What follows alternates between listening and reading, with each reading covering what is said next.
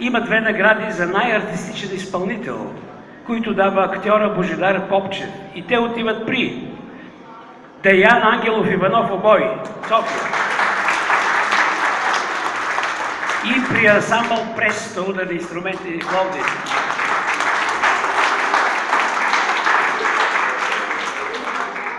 Това са наградите, нали?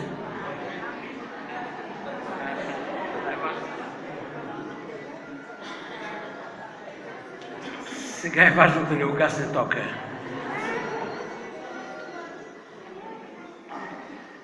Специалната награда на областния управител на област Перник за най-ярко представи се участник от музикалните школи. Наградата е таблет. Се дава на Арда Мустафа Оглу, пиано, Република Македония, град Скопие.